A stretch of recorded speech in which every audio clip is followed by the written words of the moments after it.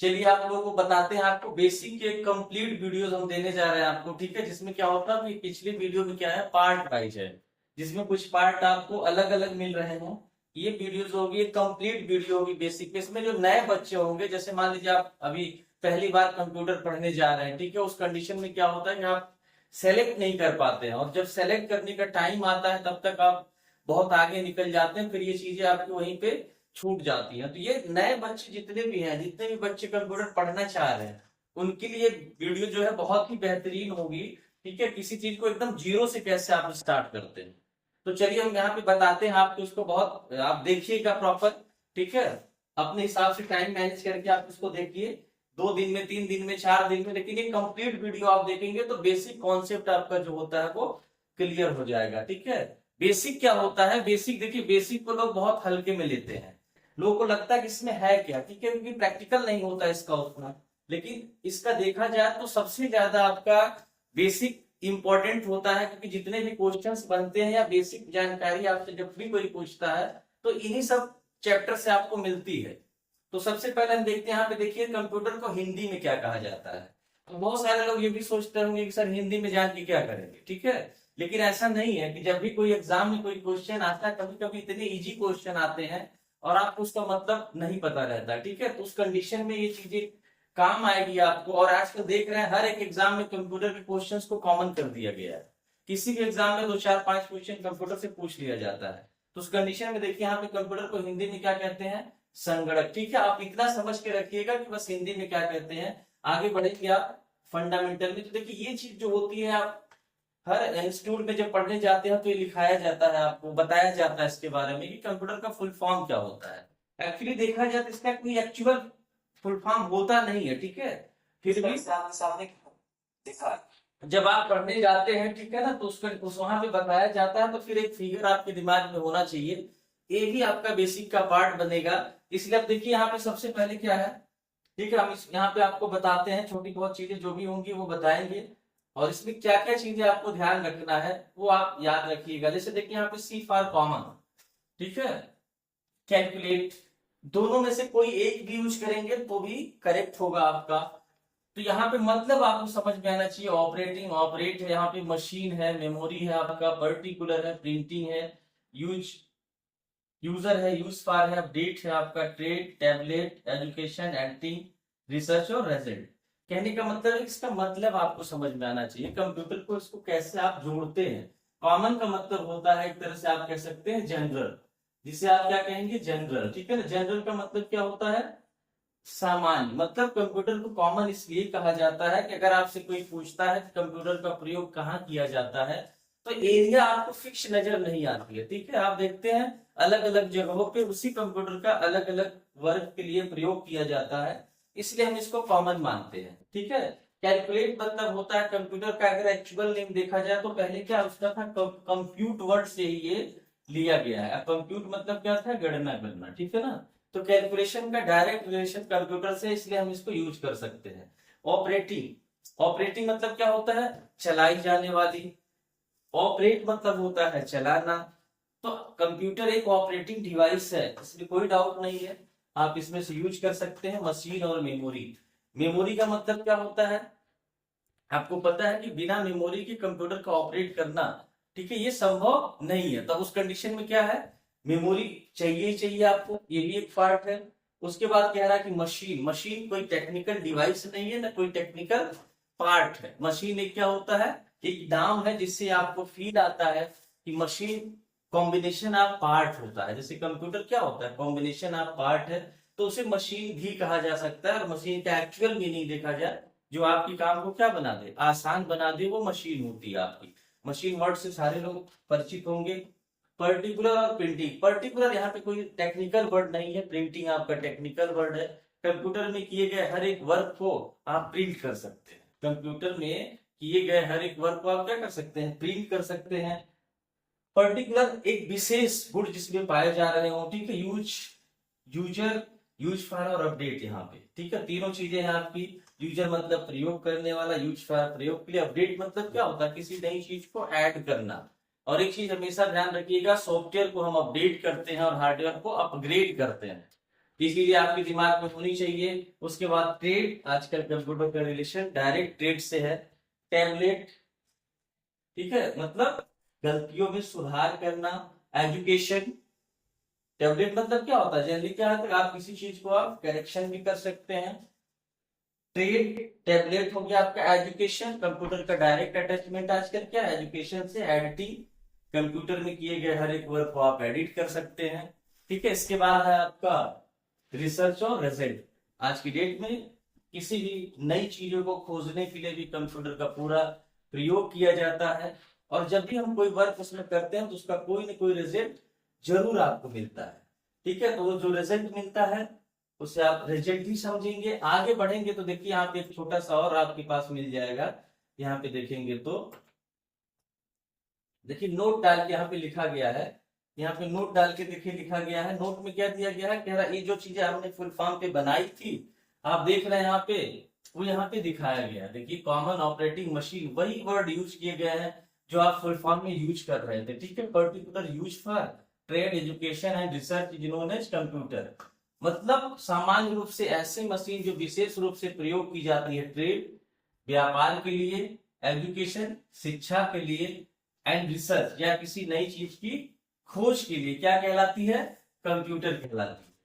ठीक है, इससे आपको सबसे बेहतरीन तरीका है कि आपके फुल फॉर्म भी आपको याद हो जाएंगे और एक छोटा सा डेफिनेशन भी बनेगा। ठीक है, और ये डेफिनेशन इतना परफेक्ट होगा क्योंकि जब होता है आप किसी चीज को बताते हैं तो आपको ये महसूस होता है कि हम कवर नहीं कर पा रहे हैं। एग्जाम्पल बताते जाते हैं, आपके पास एरिया नजर आती है। ठीक है ना, तो आप यहाँ पे क्या करेंगे, अगर आप देखा जाए कंप्यूटर का प्रयोग जनरली इन्हीं जगहों पे होता है। ठीक है, ऐसी और कोई जगह नहीं होती है जहां इसका प्रयोग किया जाता हो।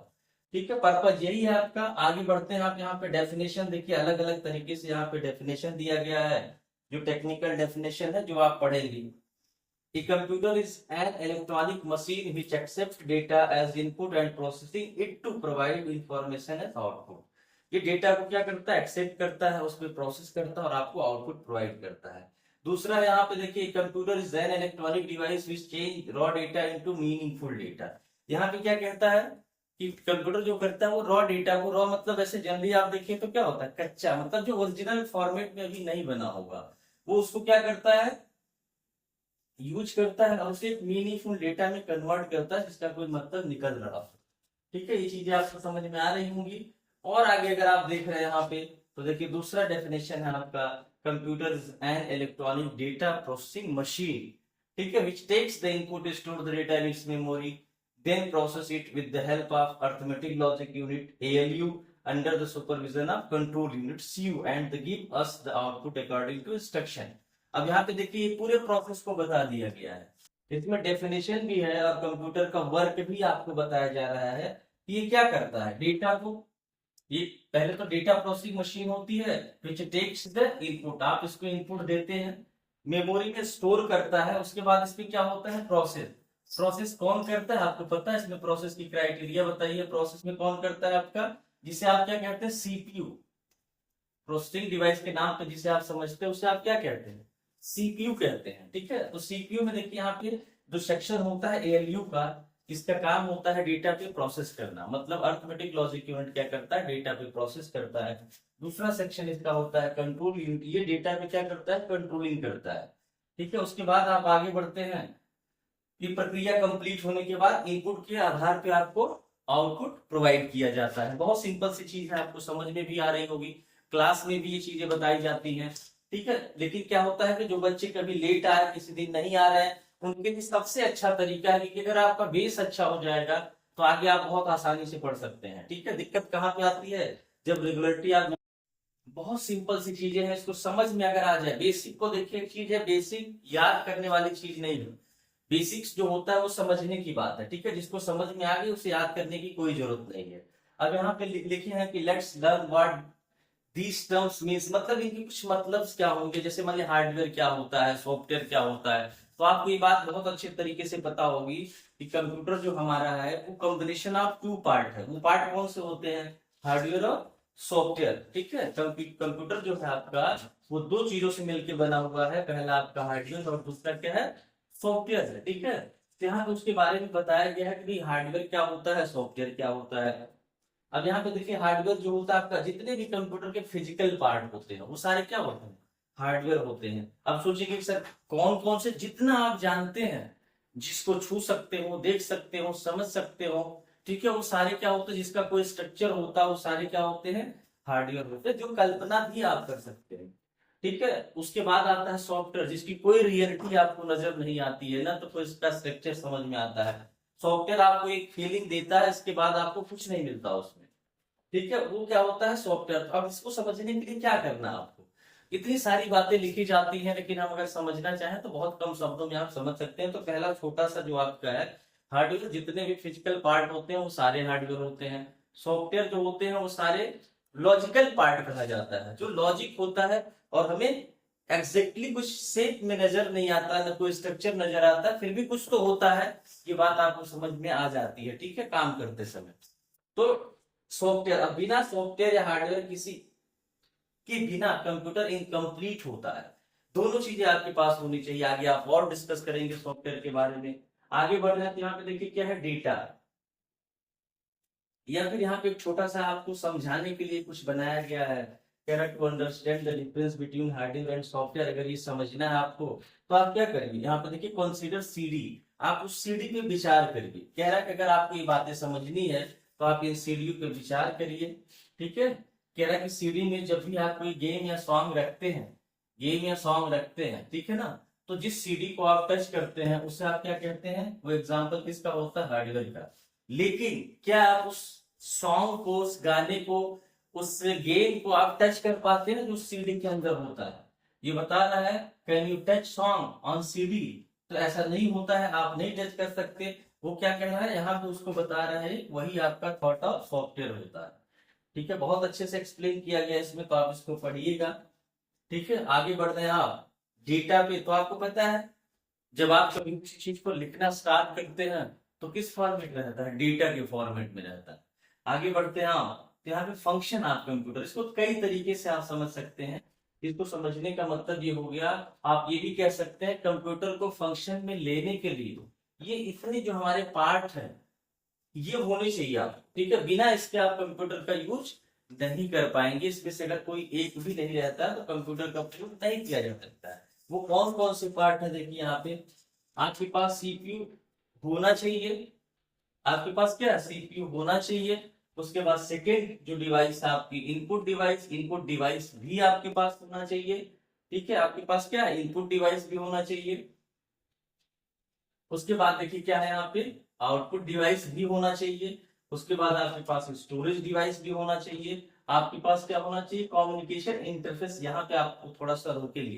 कम्युनिकेशन का मतलब होता है जितनी भी डिवाइस का नाम हमने लिया है, सीपीयू का हमने नाम लिया, इनपुट डिवाइस का नाम लिया, स्टोरेज का नाम लिया हमने, आउटपुट डिवाइस का नाम लिया, तो ये सारे क्या थे, हार्डवेयर थे। अब बात आती है कम्युनिकेशन की। तो आपको पता है कि कम्युनिकेट करने के लिए सिस्टम पे कुछ और ऐसा होता है जिसकी आपको जरूरत पड़ती है, वो क्या होता है, वो होता है सॉफ्टवेयर। ठीक है, तो कम्युनिकेशन के लिए जो सॉफ्टवेयर है वो आपको चाहिए। या फिर कोई एप्लीकेशन की बात करें, जैसे आपको अगर व्हाट्सएप के थ्रू किसी को मैसेज करना है तो आपके पास क्या होना चाहिए, व्हाट्सएप एप्लीकेशन होना चाहिए, नहीं तो आप नहीं कर सकते। ठीक है, आपको मेल करना है, ईमेल प्रोग्राम होना चाहिए आपके पास। ठीक है, आपके पास टेलीग्राम करना है तो टेलीग्राम के जो भी एप्स होते हैं जिसके थ्रू आप कम्युनिकेट कर सकते हैं, वो सारी चीजें होनी चाहिए। मतलब कम्युनिकेशन टूल्स हमारे पास सॉफ्टवेयर होने चाहिए। और ये चार डिवाइस का नाम जो हमने लिया है वो आपके पास होने चाहिए, तभी जाके आपका कंप्यूटर वर्किंग मोड में आएगा। ठीक है, उसके बाद आप जाते हैं, देखिए वही बातें लिखी गई है यहाँ पे, हटाते हैं इसको। देखिए प्रोसेसिंग डिवाइस, प्रोसेसिंग डिवाइस के रूप में आपको पहले हम बता चुके हैं कि सीपीयू जो होता है वो आपका प्रोसेसिंग डिवाइस होता है। और इसका दूसरा नाम क्या होता है, माइक्रो प्रोसेसर होता है। सीपीयू का कहते हैं ना कि another name of CPU is micro processor, उसका दूसरा नाम जो होता है वो माइक्रो प्रोसेसर होता है। फिर आगे बढ़ते हैं, इनपुट डिवाइस, जितनी भी डिवाइसेस डेटा इन करने का काम करती है वो सारी क्या होती है, इनपुट डिवाइसेस होती है। अब इसको बताने के लिए आपको सबसे पहले ये देखना पड़ेगा कि वास्तव में वो डिवाइस करती क्या है। ठीक है ना, अगर उसका वर्क आपको समझ में नहीं आएगा तो मुझे जहां तक उम्मीद है आप ये डिसाइड नहीं कर पाएंगे वो डिवाइस इनपुट है कि आउटपुट है। नहीं तो फिर आप ऐसे अंदाज लगाएंगे, तो अंदाज से हर चीज सही नहीं होती। ठीक है, तो आप पहले ये क्लियर करेंगे कि वो डिवाइस है, करती क्या है, किस प्रकार की डिवाइस है। आप वहां पे तुरंत कंफर्म हो जाएंगे कि इनपुट है या आउटपुट है। ठीक है, इसके बाद क्या है, आगे बढ़ते हैं आप, आउटपुट डिवाइस। अब आउटपुट डिवाइस जो होता है वो डेटा आउट करने का काम होता है, इसके बिना भी आप कंप्यूटर का प्रयोग नहीं कर सकते, क्योंकि आउटपुट डिवाइस होना आपके पास अनिवार्य है। इसके बाद देखिए क्या है, स्टोरेज डिवाइस। स्टोरेज डिवाइस तो चाहिए ही चाहिए आपको, जो आगे स्टोरेज के बारे में हम पढ़ेंगे, आगे उसके पार्ट के बारे में पढ़ेंगे, ठीक है ना, कि स्टोरेज कौन कौन सी होती है। यहाँ पे फिलहाल समझिए, ये चाहिए आपको।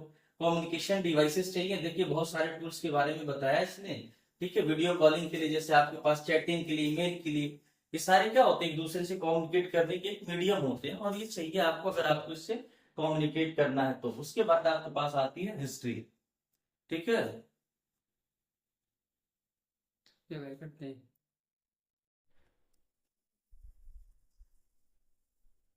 चलिए अब देखते हैं हिस्ट्री, ठीक है ना। हिस्ट्री में क्या होता है, देखिए हिस्ट्री याद करने वाली बोले थे, बहुत सारी बातें होंगी, कहानियां होंगी, आपको याद करना पॉसिबल नहीं है, किसी को नहीं है, ठीक है। आप जितना समझेंगे उतना अच्छा होगा। तो हिस्ट्री का मतलब होता है जब किसी चीज की स्टार्टिंग होती है, उसके कुछ कॉन्सेप्ट होते हैं, ठीक है ना, वो आपको पता होने चाहिए। जैसे कंप्यूटर की जब हिस्ट्री देखी जाती है तो कंप्यूटर में कहा जाता है कि पहले लोगों को इतना नहीं जरूरत थी, कंप्यूटर की इतनी सारी चीजों की जरूरत नहीं होती थी, लोगों का बस एक ही पर्पज था, उनके पास कोई भी काउंटिंग सिस्टम होना चाहिए। क्योंकि सबसे पहले लोगों के पास क्या था, रिकॉर्ड रखने का कोई सिस्टम नहीं था कि किसी चीज का कैसे रिकॉर्ड रखा जाए। अब वहां पे प्रॉब्लम होती थी, तो उस कंडीशन में लोग जब पहली बार ये सब चीजें सोचना स्टार्ट करे तो उनके दिमाग में आया कुछ ऐसा सिस्टम बनाया जाए। तो वहां पे जाके आपका देखिए पहले क्या था, यहाँ पे लिखा हुआ है, history of computer can be consider from a rise of humans culture as person knew the calculation. उनके दिमाग में क्या आया कि पहले किसी चीज की कल्पना किए लोग कि कैलकुलेशन का कोई सिस्टम ऐसा लेके आया जाए, ठीक है, जिससे हमें इन सब काउंटिंग करने में बहुत आसानी हो। They use something for this purpose like peoples stone etc. और इसके लिए लोग क्या करते थे, कंकड़ पत्थर का प्रयोग करते थे, ठीक है। जैसे मान लीजिए कुछ सामान लेते थे, उसके बराबर का एक कुछ कंकड़ पत्थर रख लेते थे, फिर वो चीजें से मिलाते थे उसको, तो इस तरह से उनके सिस्टम्स थे।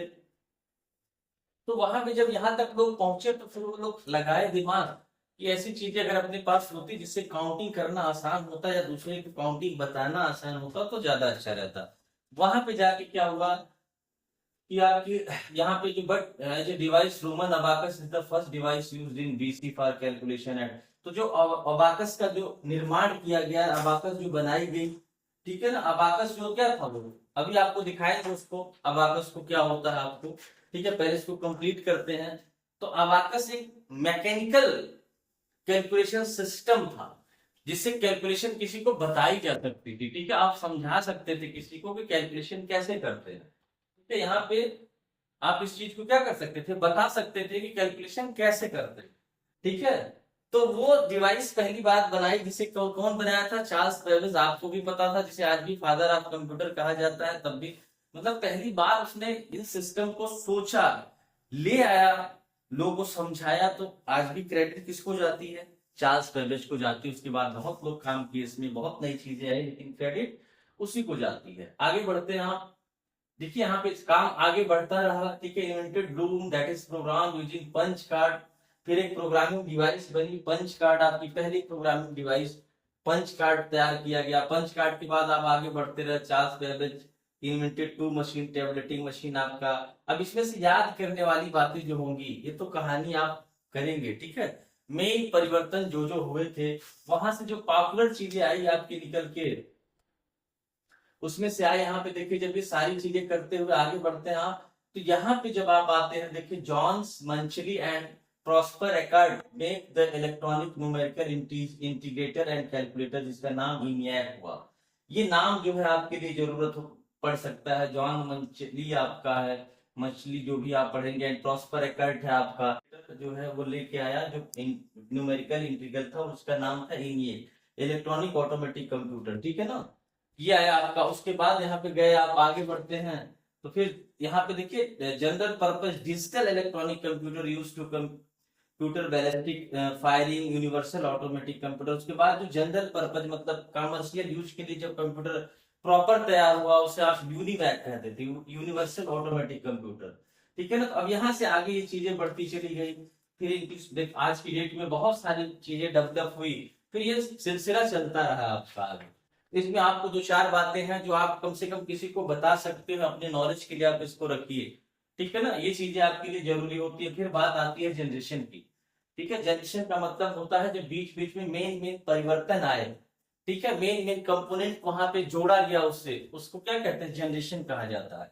अब जनरेशन, पहली जनरेशन जो होगी, कभी कभी देखिएगा किसी किताबों में डेट का थोड़ा सा इश्यू होगा, डेट आगे पीछे भी है, ठीक है। आप मेन चीजें आप यहाँ पे आप गेस करेंगे जो होती हैं। कह रहा पहली जनरेशन 1945 टू 1954 में स्टार्ट हुई, जिसमें मेन कंपोनेंट के रूप में जो आया था वो क्या था, वैक्यूम ट्यूब। इसमें क्या था, मेन कंपोनेंट के रूप में जो आया वो क्या था आपका, वैक्यूम ट्यूब। ये चीज आपके काम आ सकती है जो 1904 में ये आया था, ठीक है ना। उसके बाद सेकेंड जनरेशन में आप जाते हैं तो यहाँ पे देखिए सेकेंड जनरेशन में जो यूज हुआ मेन कंपोनेंट, उसका नाम था ट्रांजिस्टर, ठीक है। और ऐसा माना जाता है कि ट्रांजिस्टर जब आया तो इलेक्ट्रॉनिक की दुनिया में क्रांति पैदा हो गई, ठीक है। अब इससे आप सोचिए कितना इंपॉर्टेंट कंपोनेंट ये था और है। अभी भी ये कोई किसी भी ऐसी नई डिजाइन होती है जिसमें ट्रांजिस्टर का प्रयोग ना हुआ हो, ठीक है ना। फिर थर्ड जनरेशन में जब आप जाते हैं तो थर्ड जनरेशन में आप देखेंगे यहाँ पे आप इसकी जगह पे यूज हुआ है थर्ड जनरेशन में, वो क्या है आपका इंटीग्रेटेड सर्किट। यहाँ पे है, इसको आप कंप्लीट एक में रखिएगा, इंटीग्रेटेड सर्किट, ठीक है, जिसे आप क्या बोलते हैं शॉर्ट में आईसी, जिसे आप क्या बोलते हैं आईसी का नाम आप सुने होंगे। तो आईसी क्या होता है, कोई कंपोनेंट नहीं कहा जाएगा, इसे कह सकते हैं आप पैकेज ऑफ कंपोनेंट। आईसी जो होती है वो क्या होती है, पैकेज ऑफ कंपोनेंट होता है, जिसमें कई सारे छोटे छोटे, आईसी का लगभग इस तरह से स्ट्रक्चर होता है, कई सारे इसमें छोटे छोटे कंपोनेंट यहाँ पे आपको मिल जाते हैं, इसलिए इसमें एक से अधिक पिनें मिलती हैं, ठीक है ना। ये आईसी जो होती है आपकी, इसमें क्या होता है एक से अधिक पिन मिलती है आपको। तो आईसी जो होती है इंटीग्रेटेड सर्किट होती है, जिसमें थर्ड जनरेशन में आया 1965 टू 1974। उसके बाद देखेंगे आप यहाँ पे फोर्थ जनरेशन में जब आप बढ़ते हैं तो फोर्थ जनरेशन में कह रहा है कि this generation of computer had been used to microprocessor, ठीक है। यहाँ पे क्या हो गया, माइक्रो प्रोसेसर जिसे आप कहते हैं, यहाँ पे यूज हुआ फोर्थ जनरेशन में। और ये माइक्रो प्रोसेसर को वीएलएसआई भी कहा जाता है, ठीक है ना। ये जो आप सर्किट इंटीग्रेटेड सर्किट किसमें, वीएलएसआई, ठीक है ना, LSI, very large scale integrated circuit होता था, ठीक है ना। यहाँ पे वीएलएसआई इंटीग्रेटेड सर्किट था आपका, यहाँ पे वीएलएसआई था, ठीक है ना। इसका बड़ा रूप था, क्योंकि माइक्रो प्रोसेसर भी एक चिप ही होता है, माइक्रो चिप जिसे कहा जाता है। और वहां पे जो है फोर्थ जनरेशन में माइक्रो प्रोसेसर आया। इसके बाद देखते हैं कि यहाँ पे बताया जाता है fifth generation present and next. ऐसा कहा जा रहा है कि फिफ्थ जनरेशन में अभी और जो हम चल रहे हैं वो फिफ्थ जनरेशन में चल रहे हैं, क्योंकि माइक्रो प्रोसेसर के बाद अभी कोई नया कंपोनेंट मार्केट में नहीं आया है जिसका नाम हम लोग बताए और चेंज समझे उस चीज को, जिससे जनरेशन में बदलाव आया। हाँ, एक चीज जरूर आ रहा है आपका, जिससे आप कहते हैं एआई, आजकल बहुत सुन रहे होंगे। ये एआई है जो ये नया प्रोग्राम आया है, जो क्या हो रहा है, हार्डवेयर को स्मार्ट बनाया है, और स्मार्ट बना रहा है, ठीक है। और उस प्रोग्राम का नाम क्या होता है, आर्टिफिशियल इंटेलिजेंस, ठीक है, या ऑटोमेटिक इंटेलिजेंस। ये चीज नई आई है आपकी, जो अभी फिफ्थ जनरेशन में काम कर रही है, ठीक है। आगे हो सकता है कुछ और आएगा तो आपको इसके बारे में भी बताया जाएगा। फिर आप आगे बढ़ते हैं टाइप्स ऑफ कंप्यूटर। अब टाइप्स ऑफ कंप्यूटर की बात करें तो क्या होता है आपका यहाँ पे, टाइप्स ऑफ कंप्यूटर जो है आपका, इसमें क्या होता है, टाइप्स ऑफ कंप्यूटर आप कह सकते हैं, ये जो कंप्यूटर है आपके हैं तो चारों कंप्यूटर, इनको इनकी स्पीड के आधार पे, स्टोरेज के आधार पे, ठीक है, नीट के आधार पे इनको क्या किया गया है, एक अलग अलग क्राइटेरिया में डिवाइड किया गया है, ठीक है। वो क्राइटेरिया क्या है, जैसे देखिए यहाँ पे हम आपको पहले बताते हैं। पहला जो है वो आपका क्या है, माइक्रो, यहाँ पे क्या है, माइक्रो, ठीक है, माइक्रो कंप्यूटर। दूसरा आप देखेंगे तो यहाँ पे हो जाएगा, यहाँ पे देखेंगे मिनी, ठीक है, यहाँ पे मिनी कंप्यूटर हो जाएगा। तीसरा देखेंगे मेन फ्रेम हो जाएगा आपका, यहाँ पे मेन फ्रेम हो जाएगा। और लास्ट देखेंगे तो यहाँ पे सुपर कंप्यूटर हो जाएगा। सुपर कंप्यूटर कहने का मतलब ये सारे कंप्यूटर हैं आप, ठीक है। अंतर क्या है इसमें, आप देखेंगे सीधा इस पे लिखा हुआ है, जो अंतर है आप देखेंगे यहाँ पे सीधा वो अंतर लिखा हुआ है, और वो अंतर है आपका, यहाँ पे देखिए क्या है, वो अंतर यहाँ पे दिख जाएगा, वो अंतर क्या है, ठीक है ना। तो यहाँ पे देखते हैं, अभी आपको ये चीजें लेके आ रहे हैं, ठीक है। यहाँ पे देखिए ये हाइड हुई है, हाइड हुई है, हम इसको ओपन करते हैं फिर से, ठीक है। तो यहाँ पे देखिए ओपन करने के बाद आपका यहाँ पे डायरेक्ट इसको ओपन कर लीजिए, यहाँ से जाके ये चीजें मिल जाएंगी, ठीक है। तो ये सारे कंप्यूटर है, लेकिन इसमें कंप्यूटर में क्या हो रहा है आपका, बस अंतर क्या है, अंतर यही है कि इनकी स्पीड के आधार पे हम लोग क्या किए, इनको अलग अलग क्राइटेरिया में हम लोगों ने डिवाइड कर दिया है। इनकी स्पीड के आधार पे आप क्या किए, अलग अलग क्राइटेरिया में आप क्या किए, डिवाइड कर दिए हैं, ठीक है। वो क्राइटेरिया क्या है उसको हम बताते हैं अभी आपको, ठीक है। वो क्राइटेरिया है आपकी,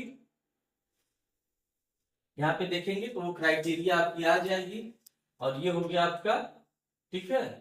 यहाँ पे थोड़ी देर के लिए थोड़ा सा रुकना, ये हाइट हो गया था, ये आ गया है, ठीक है। यहाँ पे अब देखिए यहाँ पे क्या था, आप इसमें क्या क्या चीजें समझ सकते हैं, ठीक है। समझने के लिए क्या होता है यहाँ पे, अब जो है ये आपका सब कुछ सेम है, बस अंतर क्या है, स्पीड इसकी क्या होगी, अलग अलग होगी थोड़ी सी, ठीक है। स्पीड के आधार पे इन्हें डिवाइड किया गया है।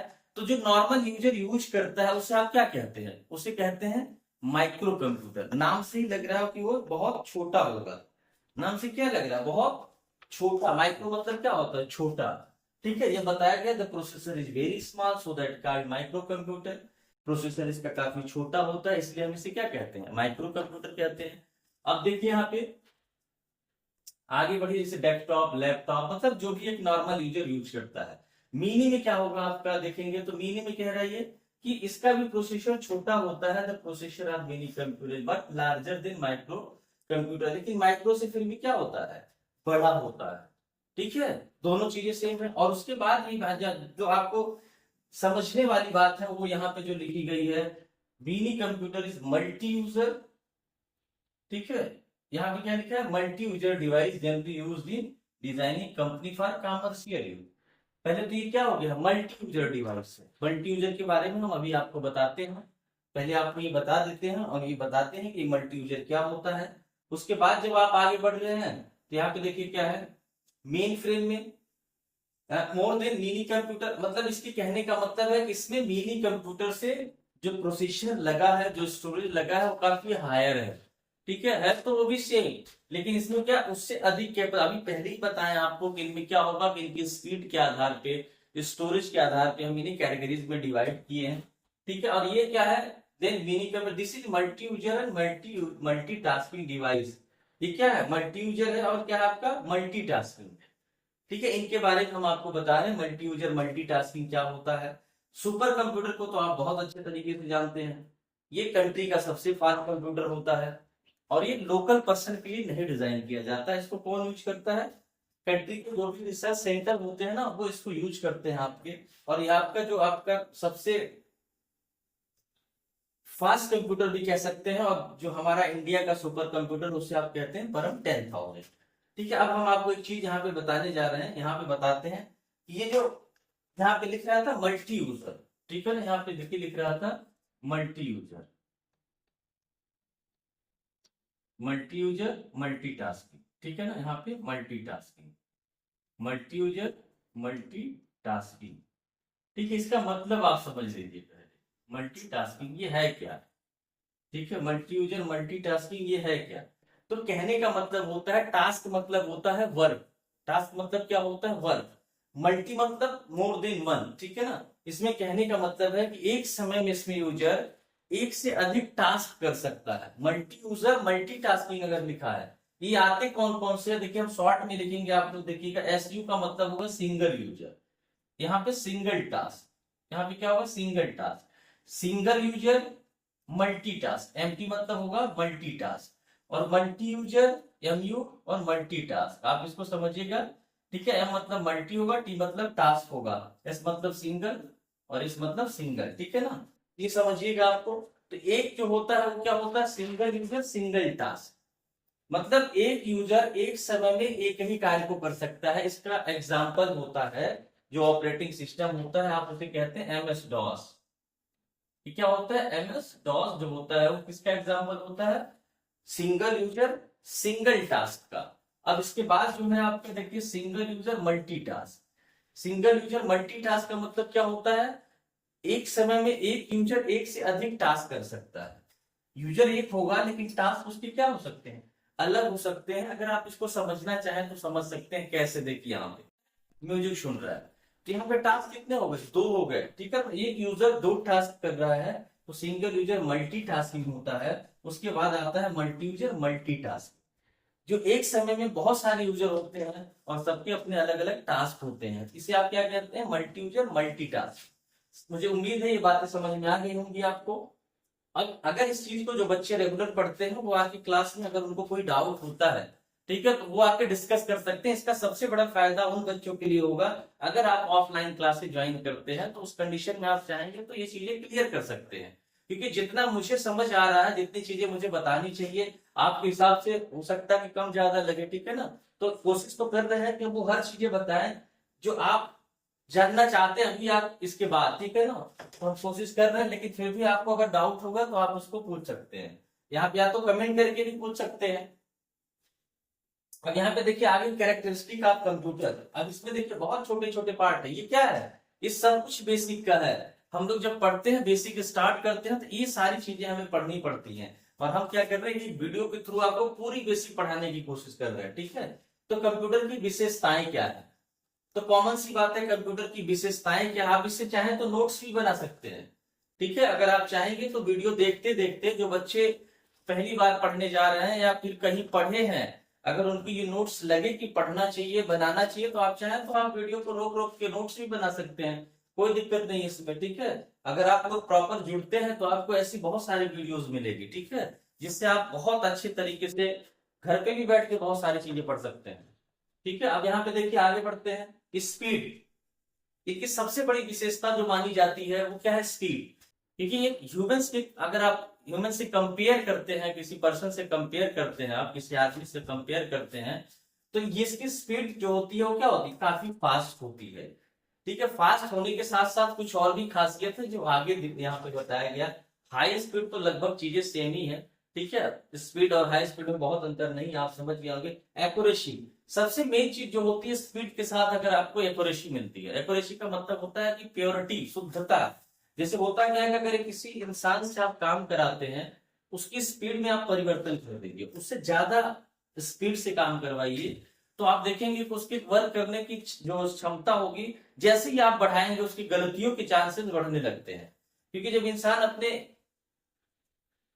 कैपेसिटी से बाहर जाता है ना, तो गलतियां उससे क्या होंगी, ज्यादा होने लगेंगी। लेकिन सिस्टम ऐसा नहीं करता, स्पीड के साथ भी एक्यूरेसी उसकी पूरी तरह से 100% मेंटेन होती है, वो कोई गलती नहीं करता है। रिलायबिलिटी, तो कॉमन सी बात है कि जब आपकी ये खास बात होगी कि आप स्पीड से काम करते हैं और आप गलती नहीं करेंगे, तो आपके अंदर रिलायबिलिटी लोगों के लिए तो हो ही जाएगी, लोग विश्वास करेंगे। तो ये रिलायबिलिटी जो होती है वो होती है, लेकिन ऐसा नहीं कि इनमें कोई कमियां नहीं होती, ठीक है। वीकनेस ऑफ कंप्यूटर, अब कह रहे हैं कि कंप्यूटर में कुछ कमजोरियां भी होती हैं। वो क्या है, lack of decision making power. Computer कोई भी डिसीजन सेल्फ नहीं लेता है, ठीक है। सबसे बड़ी जो कमी है ये है कि कंप्यूटर कोई भी डिसीजन सेल्फ नहीं लेता है, ठीक है ना। इनका आईक्यू लेवल 0 होता है।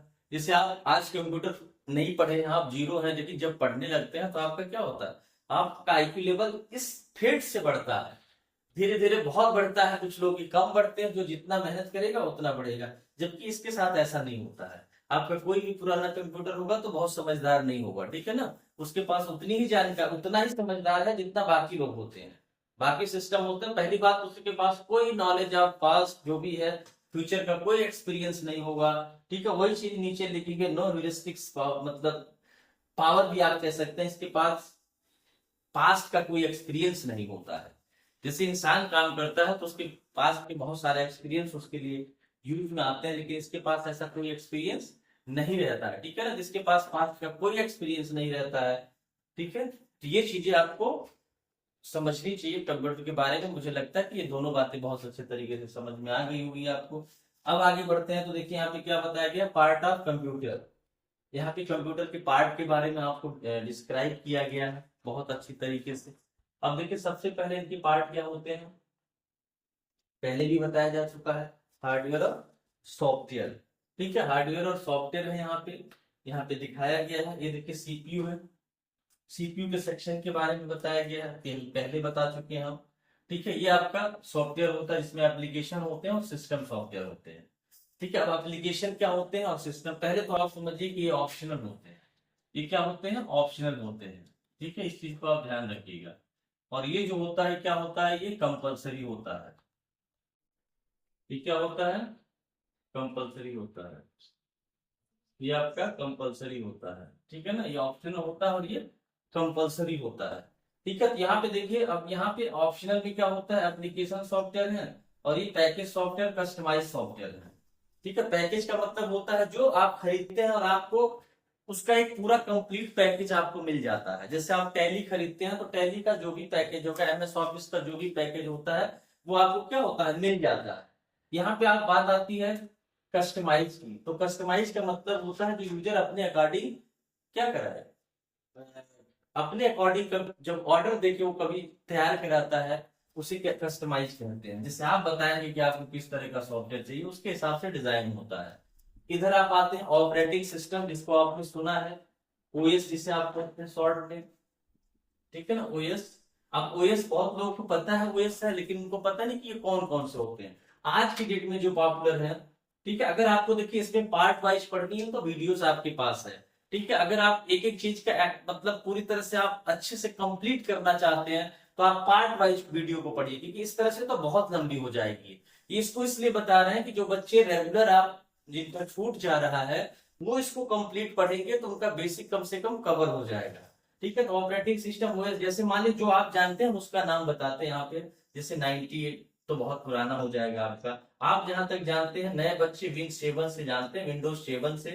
ठीक है, विंडोज 8 आया आपका, विंडोज 10 है आपका जो आप अधिक जानते हैं, और अभी जो चल रहा है वो 11 है। ठीक है, अगर इससे ज्यादा जानकारी चाहिए तो सॉफ्टवेयर की वीडियो जाके आप देखेंगे तो उसमें आपको कंप्लीट चीजें मिल जाएंगी। ठीक है, फिलहाल आप बेसिक इसको कंप्लीट करिए। लैंग्वेज प्रोसेसर होता है जब आपको अलग लैंग्वेज पे काम करनी होती है। ये किसके साथ जुड़ के काम करता है, सिस्टम सॉफ्टवेयर के साथ। डिवाइस ड्राइवर, जब भी कोई एक्सटर्नल डिवाइस अपने कंप्यूटर या लैपटॉप में अटैच करते हैं तो उस डिवाइस का ड्राइवर आपको इंस्टॉल करना पड़ता है। ठीक है, वो इंस्टॉल करते समय जब तक आप इंस्टॉल नहीं करेंगे डिवाइस नहीं काम करेगी। एग्जांपल के तौर पे अगर आप देखेंगे, जैसे मान लीजिए आपके पास लैपटॉप, मार्केट से आप क्या लेके आते हैं, प्रिंटर लेके आते हैं। क्या लेके आते हैं, प्रिंटर लेके आते हैं। तो प्रिंटर क्या है, ये एक एक्सटर्नल डिवाइस है। अब जब प्रिंटर अपने लैपटॉप में आप अटैच करेंगे, ठीक है, अपने लैपटॉप में जब आप अटैच करेंगे तो यहाँ से जब आप लगाएंगे तो आपको क्या इंस्टॉल करना पड़ेगा, ड्राइवर। ठीक है ना, वो ड्राइवर क्या करता है, इन दोनों के बीच का कम्युनिकेशन प्रोवाइड करता है। उसके बाद यूटिलिटीज, जितने भी सॉफ्टवेयर ट्रबल शूट के लिए आते हैं, आप कह सकते हैं जितने भी सॉफ्टवेयर जो है ट्रबल शूट के लिए आते हैं वो सारे क्या होते हैं, यूटिलिटीज की कैटेगरीज में आते हैं। जैसे एंटीवायरस, जितने भी एंटीवायरस होते हैं वो किसकी कैटेगरीज में आते हैं, यहाँ पे यूटिलिटीज की कैटेगरी में आते हैं। अब जैसे पूछेंगे सर एंटीवायरस के नाम, तो कैस्परस्काई है आपका, NPA भी है, कितना बताएंगे आपको। ठीक है, पिकिन है आपका, गार्जियन है, ऐसे बहुत सारे, K7 है, बहुत सारे एंटीवायरस आते हैं। वो सारे क्या होते हैं, यूटिलिटीज की कैटेगरीज में आते हैं। ठीक है, ये चीज आपकी क्लियर हो गई होगी मुझे लग रहा है। और यहाँ पे बात आती है देखिए वीडियो मॉनिटर की। मॉनिटर भी एक प्रकार का आउटपुट डिवाइस होता है। ठीक है, तो देखिए ये सारी चीजें आपकी कंप्लीट हो गई। अब आगे बढ़ते हैं आप हार्डवेयर को। तो हार्डवेयर के बारे में हम पहले ही बता चुके हैं आपको। ठीक है, हार्डवेयर के बारे में क्या किया हमने, पहले बता चुका है। प्रोसेसिंग डिवाइस के बारे में भी बताया। ये क्या करती है, डेटा पे प्रोसेस करती है, और जिसे आप CPU समझते हैं वो प्रोसेसिंग डिवाइस ही होता है।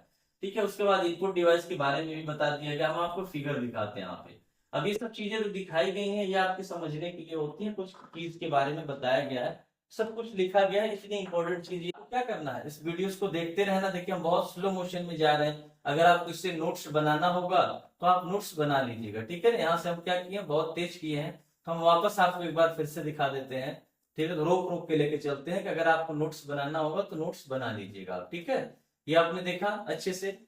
हम आपको बहुत धीरे धीरे लेके जा रहे हैं, देखिए यहाँ पे रोक के लेके जा रहे हैं जिससे आप नोट्स बना सके। ठीक है, यहाँ देखिए हार्डवेयर, हार्डवेयर के बारे में पढ़िएगा। हमने बताया जितने भी फिजिकल पार्ट होते हैं वो सारे हार्डवेयर होते हैं आपके।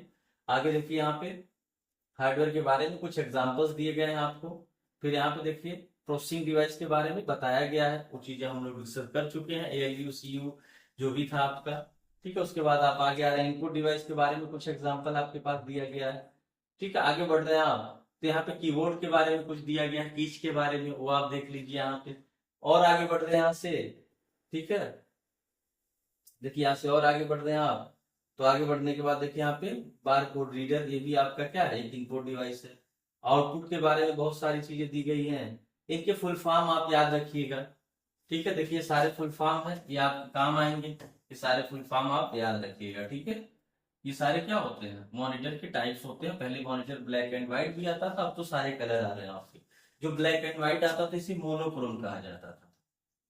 ठीक है ना, अब तो सारे आपके कलर डाल रहे हैं। ठीक है, तो यहाँ पे हो गया। उसके बाद आप बढ़ रहे हैं, देखिए प्रिंटर, यहाँ पे आते हैं तो क्या हो जाता है आपका, प्रिंटर के बारे में। प्रिंटर भी एक प्रकार का आउटपुट होता है।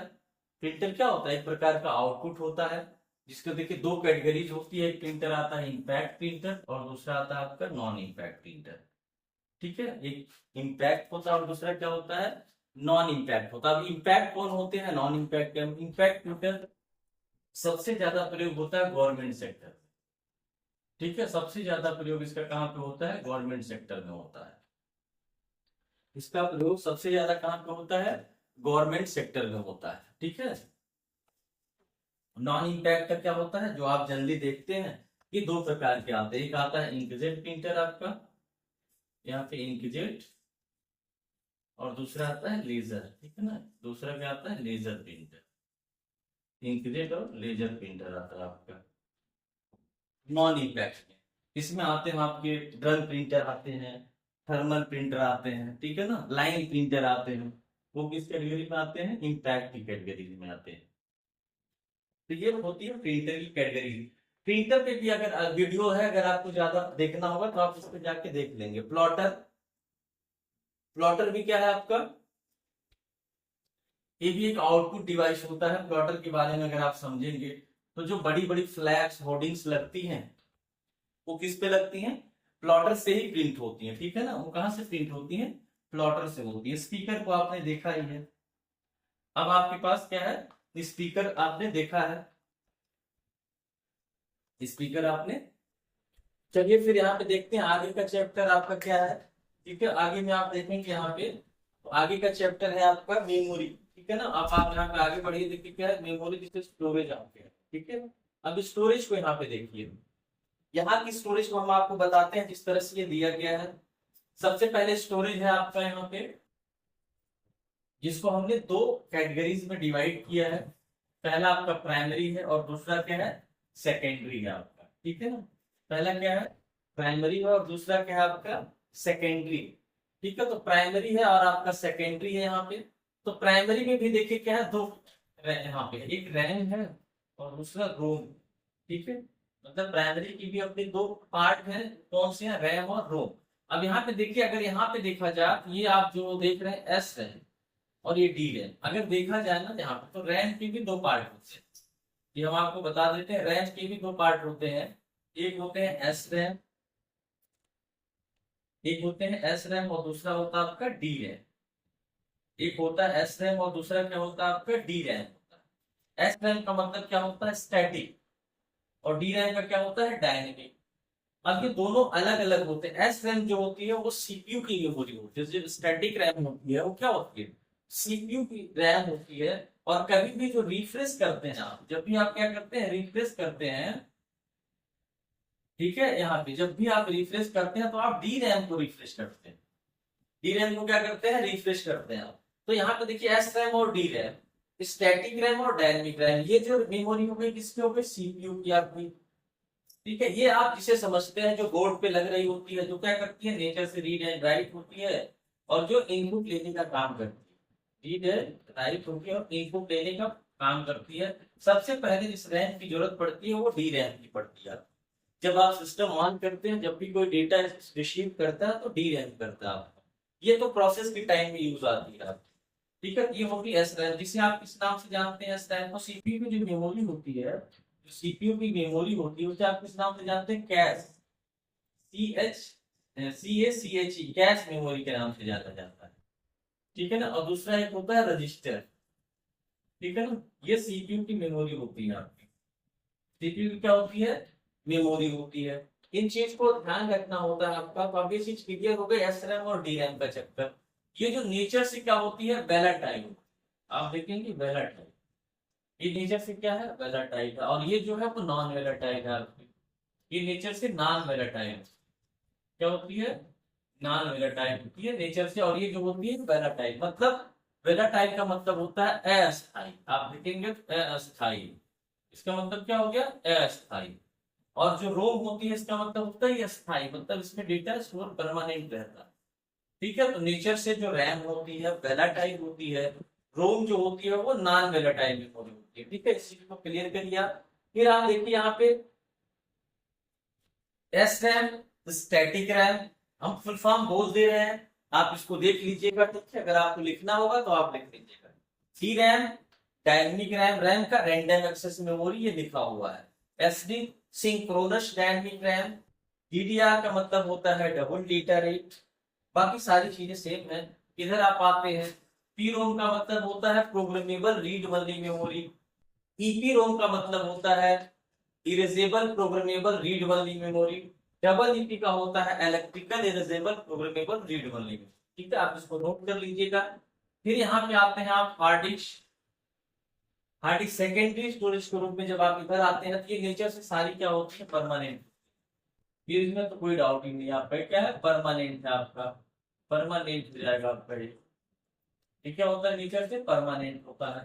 तो इसमें सबसे पहले क्या होता है हार्ड डिस्क। हार्ड डिस्क को शॉर्ट में क्या कहा जाता है एच डी डी। ठीक है ना। फ्लॉपी को कहा जाता है F D D. H D D और F D D. H D D का मतलब hard disk drive, floppy disk drive, compact disk. DVD का होता है डिजिटल वीडियो डिस्क। क्या होता है डिजिटल वीडियो डिस्क होता है आपका। तो आप इसको नोट कर लीजिएगा। अब आपको बता देते हैं कि नेचर इसमें जो थोड़ी सी ये मैग्नेटिक मीडिया होती है। क्या होती है मैग्नेटिक, ये आपकी जो होगी मैग्नेटिक मीडिया होती है। मैग्नेटिक मीडिया आप कह सकते हैं, इलेक्ट्रोमैग्नेटिक मैग्नेटिक मीडिया होती है। ये जो होती है ये आपकी क्या होती है लेजर टेक्नोलॉजी। लेजर होता है आपका ऑप्टिकल स्टोरेज जिसे आप कहते हैं, ये लेजर टेक्नोलॉजी का प्रयोग करती है। ठीक है, ये लेजर टेक्नोलॉजी का प्रयोग करती है। फ्लॉपी डिस्क भी क्या होती है मैग्नेटिक स्टोरेज होती है। ये जो फ्लैश देख रहे हैं ना पेन ड्राइव, इसमें पेन ड्राइव आ जाएगा, पेन ड्राइव, मेमोरी कार्ड, ये सब क्या होते हैं फ्लैश स्टोरेज होते हैं। ये भी फ्लैश स्टोरेज की कैटेगरी में आते हैं। ठीक है ना। ये आपकी एसएसडी, इसमें एक नई चीज है जिसे आप कहते हैं सॉलिड स्टेट ड्राइव। इसका पूरा नाम क्या होता है सॉलिड स्टेट ड्राइव। ठीक है ना, solid state drive, state drive आपका सॉलिड स्टेट ड्राइव होगा आपका इसका। ठीक है ना, ये सारी चीजें हो जाती है आपकी। अब इन्हीं के बारे में नीचे बताया गया जो हमने कहानी बताई था। ठीक है ना, आप नीचे जाएंगे तो देखेंगे इसमें कहानी बताई गई है प्राइमरी मेमोरी के बारे में। इसको आपको पढ़ना होगा। ये दो प्रकार की होती है, इसको भी आपको पढ़ना होगा। ठीक है, रैम और रोम। आगे जाएंगे सेकेंडरी, ये भी आप पढ़ेंगे। हार्ड डिस्क को आप पढ़ेंगे, सीडी रोम डीवीडी सबका हमने बता दिया है। फ्लैश यहाँ पे एग्जांपल दिया है। अब आपके पास जो ऑप्शन आता है एग्जिट नंबर ऑफ बाइट। देखिए यहाँ पे क्या है, सबसे छोटी यूनिट्स जो होती है वो क्या होती है बिट्स होती है। सबसे छोटी क्या होती है बिट्स होती है, उससे बड़ी क्या होती है बाइट्स। सबसे ज्यादा इन तीनों से क्वेश्चन पूछे जाते हैं, सबसे ज्यादा कंफ्यूजन का भी ये है। इसको बहुत अच्छे तरीके से आप देखिएगा। सबसे छोटी यूनिट हमारी बिट होती है, उसके बाद nibble, 1 nibble is equal to 4 bit. फिर 1 बाइट इज इक्वल टू कितना हो गया 8 बिट आपका। इसके बाद ये जो आंकड़ा चलेगा 1024 में चलेगा, हजार में नहीं चलता, इसमें 1024 में चलता है। जैसे यहाँ पे केबी है, 1 KB इज इक्वल टू, यहाँ पे क्या दिया है 1024 byte. 1 KB is equal to 1024 byte हो जाएगा आपका। मेगाबाइट में करेंगे, अब देखिए कहाँ से जाएगा 1 MB इज इक्वल टू, अब देखिए ये इधर चला गया आपका। ठीक है, 1 MB is equal to 1024 KB। फिर यहाँ पे आप जाएंगे 1 GB, फिर ये इधर चला जाएगा आपका 1 GB is equal to 1024 MB हो जाएगा। टीबी में जाएंगे तो फिर ये इधर चला जाएगा आपका। ठीक है, 1 TB is equal to 1024 GB। मतलब ये इस तरह से चेंज हो जाते जाएंगे। आपके टीबी में जाएंगे अगर आप फिर इधर आ जाएगा 1 TB is equal to 1024 TB। तो आप इस टेबल को पढ़िएगा, इसमें सब कुछ प्रॉपर दिया गया है। ठीक है, इसको पढ़ने के बाद देखिए यहाँ पे वही चीजें दिखाई गई है जो आपको पीछे बताए, अब ये लिखा गया है। ठीक है ना, अब आप इसको पढ़िए अच्छे से। ऑपरेटिंग सिस्टम के बारे में है। वो क्या करता है, ऑपरेटिंग सिस्टम क्या करता है आपको थोड़ा सा समझा देते हैं। ऑपरेटिंग सिस्टम का मेन रोल होता है यूजर और हार्डवेयर के बीच में कम्युनिकेशन प्रोवाइड करना, ठीक है। विदाउट ऑपरेटिंग सिस्टम जो है एक यूजर हार्डवेयर के बीच कभी भी कम्युनिकेट नहीं कर सकता है। आगे बढ़िए आप, लैंग्वेज प्रोसेसर आपको पहले बताया, डिवाइस ड्राइवर के बारे में बता दिया, यूटिलिटीज के बारे में, एप्लीकेशन के बारे में, जनरल पर्पस सॉफ्टवेयर के बारे में। और स्पेशल ये कोई बहुत जानने की चीज नहीं होती है, इसको एक बार आप पढ़िएगा। अब यहाँ पे जो मेन चीज आता है डेटा रिप्रेजेंटेशन, इसको आप देखिए बहुत अच्छे तरीके से, ठीक है। डेटा रिप्रेजेंटेशन में क्या होता है, ठीक है, आप जानते हैं जिसे आप नंबर सिस्टम कहते हैं। तो नंबर सिस्टम चार प्रकार के होते हैं। पहला क्या होता है बाइनरी, दूसरा होता है ऑक्टल, तीसरा होता है डेसिमल, उसके बाद हेक्साडेसिमल, ठीक है। ये इनके बेस होते हैं, आपको याद रखिएगा। बाइनरी का बिट्स 2, डेसिमल सॉरी ऑक्टल का 8, डेसिमल का 10 और हेक्साडेसिमल का 16। इसकी वैल्यू अगर आप देखेंगे तो यहाँ पे हो जाएगा 0 1, इसका हो जाएगा 0 2 7, मतलब 0 से लेके 7 तक, जैसे 0 1 2 3 4 5 6 7। ये हो जाएगा 0 to 9 तक, ये हो जाएगा आपका 0 to 9, ठीक है। और उसके बाद एंड A to F, ठीक है ना, ये हो जाएगा आपका 0 to 9 और A to F, ठीक है। अब इसमें जो चीजें आपको देखने की बात होगी वो आप देखेंगे क्या होगा यहाँ पे आपका, देखिए बाइनरी नंबर सिस्टम, इसका बेस हमने आपको बता दिया क्या होता है 2। अब ये छोटा सा क्वेश्चन हम सॉल्व करके बता देते हैं आपको, ठीक है ना। यहाँ पे सोल्यूशन है, आप इससे चेक करिएगा। हम आपको एक दूसरा तरीका भी बता सकते हैं, यहाँ पे ये तो एक तरीका आपके पास दिया गया है। यहाँ पे क्या है 45 कैसे बाइनरी निकालना। अब कैसे कंफर्म करेंगे कि ये बाइनरी वैल्यू क्या आएगी, इसका देखिए क्या होता है, हमेशा बेस से आप क्या करते हैं डिवाइड करते हैं। देखिए यहाँ पे 45 है, क्या है 45, ठीक है। यहाँ पे हम क्या करेंगे डिवाइड करेंगे 2 से, ठीक है ना। अब इसको क्या करना है 2 से डिवाइड करना है, जो बचेगा वो रिमाइंडर आपको वहां पे लिख देना, नहीं बचता है तो 0 लिखेंगे। यहाँ पे कितनी बार जा रहा है 22, यहाँ पे क्या आ गया 1, ठीक है। फिर कितनी बार जा रहा है 11, क्या आ गया यहाँ पे 0। फिर कितनी बार जा रहा है आपका 5, यहाँ पे क्या है 1। फिर कितनी बार जा रहा है 2, फिर क्या है आपके पास 1।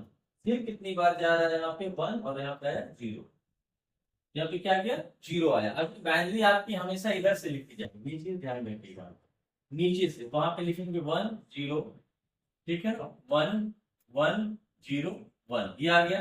अब आप मिला सकते हैं, देखिए यहाँ पे 1 है ये, फिर 0 है, फिर 1 है, फिर 1 है, फिर 0 है और फिर 1 है, मतलब ये इसके हिसाब से भी ये क्या है करेक्ट है आपका, ठीक है ना। अब इसके हिसाब से करेक्ट है, और देखिए इसको कैसे आप समझ पाएंगे कि वैल्यू आपकी क्या है, प्रॉपर है, करेक्ट है कि क्या है, ठीक है ना। आप देखिए यहाँ पे इसको हम मिटाते हैं,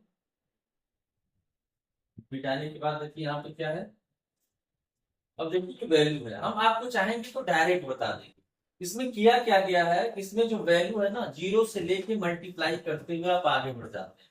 तो जहां 0 रहता है, जैसे यहाँ पे 0 है तो वैल्यू क्या हो जाती है ऑटोमेटिक 0 हो जाती है। देखिए 0 हो गई होगी, आप देख लीजिए यहाँ पे 0 हो गई। तो एक सिंपल सा तरीका है, आपको ये नहीं लगाना पड़ेगा, आप लोग इसको ट्राई करिएगा, ठीक है ना। दूसरा तरीका जो है आप डायरेक्ट लिख दीजिए यहाँ पे 1 2 4 8 16 और 32, 16 और 32।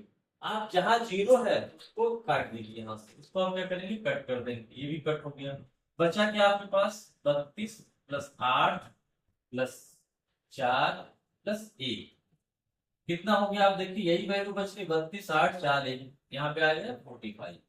मतलब ये क्या है वैल्यू करेक्ट है, सीधी सी बात है, वैल्यू क्या हो गई आपकी करेक्ट हो गई। तो आप इस तरह से एक एग्जाम्पल लेके, जैसे आप 10 का 15 का 20 का आप इस तरह से करिएगा, ठीक है। उसके बाद आप इसको आएंगे, नहीं तो इसकी भी एक सेपरेट वीडियो है जिसको आप देख सकते हैं, ठीक है।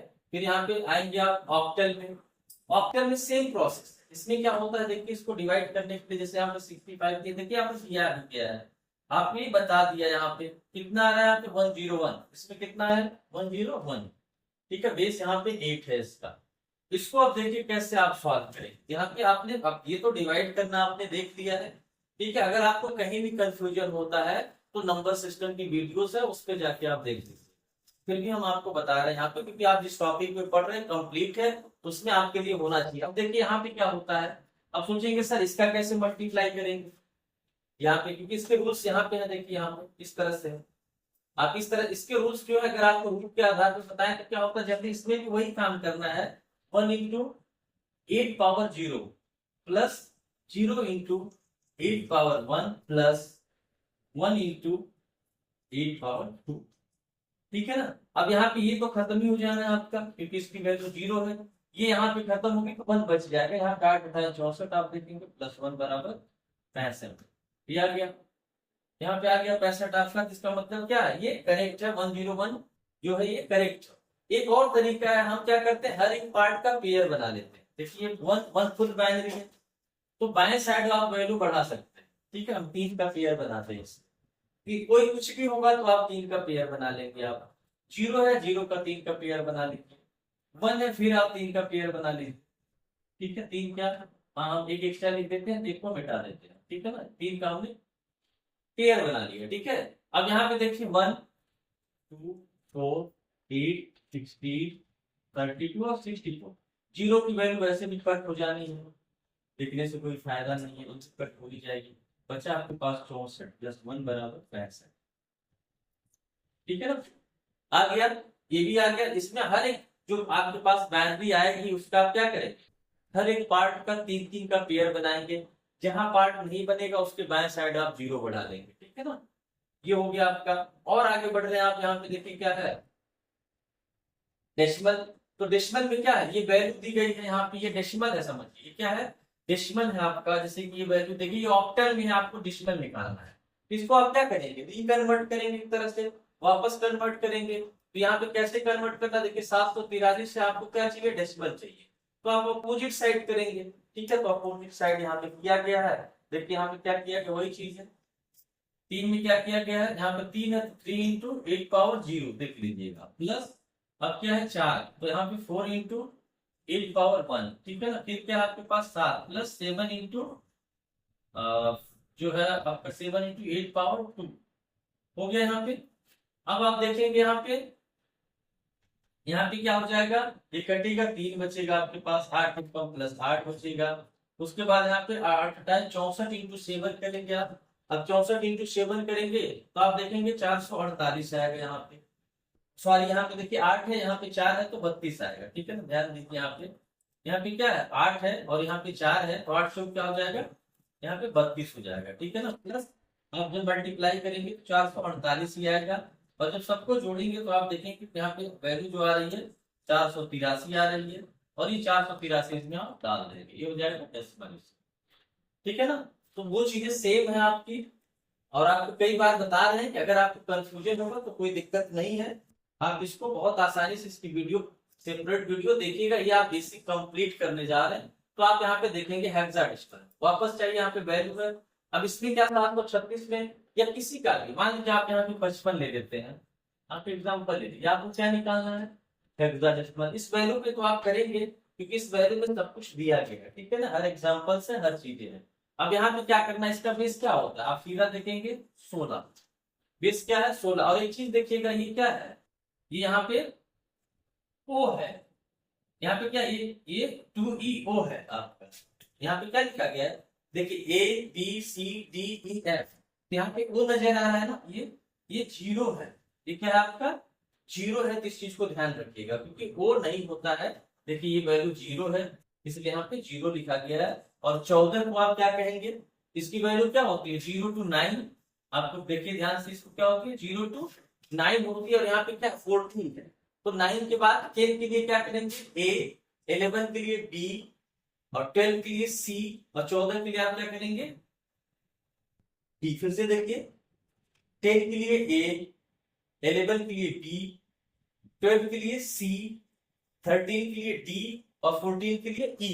यहाँ पे 14 के लिए क्या लिखा गया, E लिखा गया, 2E 0 है आपका, इसको O बस समझिएगा, ठीक है ना, इस चीज को ध्यान दीजिएगा, आपको 0 समझना है, ये क्या है 0 है, ये 0 है आपका, ठीक है। अब देखिए यहाँ पे 55 में अगर आप इसको करते हैं तो आप 16 से डिवाइड करेंगे, कितनी बार जा रहा है ये 3 बार, बचा कितना 7, ठीक है। मतलब 37 जो आया आपका 37, ये क्या हो गया, ये आ गया आपका हेक्साडेसिमल, अब इसको कैसे निकालेंगे, यहाँ पे देखिए कैसे निकालेंगे। देखिए वही formula 7 into 16 power 0 plus 3 into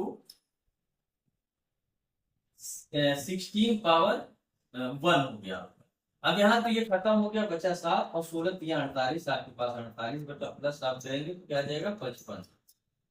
ठीक है। अब वो सोच रहे होंगे सर इसका दूसरा वाला प्रोसेस क्या है, जैसे आपने ऑक्टल का निकाला था बाइनरी का तो है, इसमें क्या आया था आपके पास, इसमें आप देखेंगे क्या आया था, यहाँ पे आ रहा है ना ये, तो इसमें कैसे निकालेंगे वो भी हम आपको बता देते हैं। आपके पास 7 3 आया 4 पेयर बनाने, तो 7 को 4 पेयर कैसे बनाएंगे, देखिए आप। अब 7 की बाइनरी क्या होगी आपके पास 0 1 1 1, ये 7 की हो गई 4 का पेयर। 3 की बाइनरी क्या होगी 1 1, हम यहाँ पे लगाएंगे 0। ठीक है, 0 लगाने के बाद क्या करना है, देखो 1 2 4 8 16 और 32। ठीक है ना, ये हो गया कट। अब 16 32 कितना होता है, आप जोड़िए 32 60 40 60 48 और 4 2 6 1 7, तो 48 प्लस 7 इसमें भी जोड़ेंगे तो आपका आ जाएगा 55। आप जोड़ लीजिएगा इसको अच्छे से, तो आप देखेंगे इस तरह से भी करेक्ट आ रहा है, मतलब ऑक्टल में 3 का पेयर और हेक्साडेसिमल में 4 का पेयर। ठीक है ना, अब ये चीजें प्रॉपर आप समझ ले रहे हैं, यहाँ पे चीजें फिनिश हो गई आपकी। ये सबसे लास्ट चैप्टर था बेसिक का। ठीक है, इसको जो है खूब अच्छे से आप पढ़िएगा, और जितने भी बेसिक के कॉन्सेप्ट और जनरल कॉन्सेप्ट होते थे हमने इसमें ऐड कर दिया। ठीक है ना, वीडियो पाने के लिए चैनल को लाइक करते रहिए, सब्सक्राइब करिए और अपने दोस्त मित्रों के साथ शेयर जरूर करिए।